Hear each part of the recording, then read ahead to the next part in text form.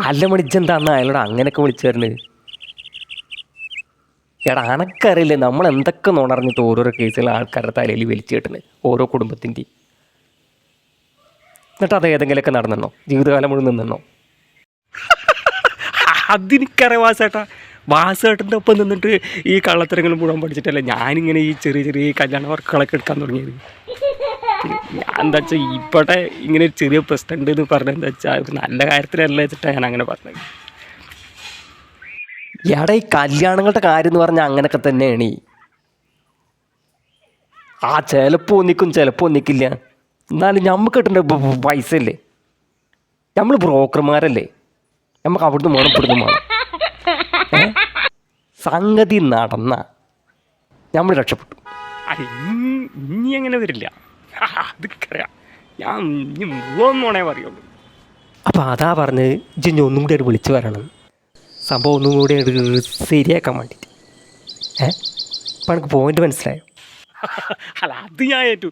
അന്ന് ആ മലപ്പുറത്ത് കേസിൽ എന്തുണ്ടായി? അന്ന് പെരുന്നോണേ പറഞ്ഞു. എന്നിട്ട് എന്തുണ്ട് കാര്യം നടന്നില്ലേ? അതെന്താ ചെക്കൻ്റെയും പെണ്ണിൻ്റെയും മോറുണ്ടാവും ഇല്ല. എന്നാലും നമുക്ക് അതിൽ ഒരിതുണ്ട്. പറഞ്ഞുറപ്പിച്ച് ആദ്യം നമ്മുടെ അതിൽ ഈ പോക്കറ്റ് വീണാവും. അത് മനസ്സിലാവും. പൈസ പിന്നെ വേണ്ടേ? അത് ഇതിലും വരണം അതിലും വരണം. അത് തന്നെ ഇല്ലെങ്കിലും ബുദ്ധിമാൻ തന്നെയാണ്.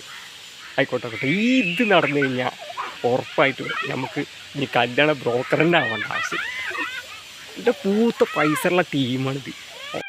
പിന്നെ ആ 40% ആ ഒരു കുട്ടിയുടെ താത്തണ്ടല്ലേ, അത് മരിച്ചത്, ഭർത്താവ് മരിച്ചത്, അത് വേണമെങ്കിൽ ഒന്ന് പോയി നോക്കാം. നമുക്ക് ഉണ്ടാക്കും പാടാൻ വേണ്ടിയിട്ട്. ഇങ്ങളില്ല ഞാൻ വരില്ല, ഞാൻ പോണ ശരി. അതിലും നമുക്ക് ചിക്കിലി പോക്കറ്റിൽ നിറയാനുള്ള കാര്യങ്ങളുണ്ട്. ഞാനത് പോവാ. ശരി. ഇങ്ങനെയൊക്കെ ആണെങ്കിലും ഞമ്മക്ക് എന്തിനാ വെച്ചാൽ കൈ ഇങ്ങനെ മറച്ചിട്ടാ തരാം. ഒരങ്ങ മോറ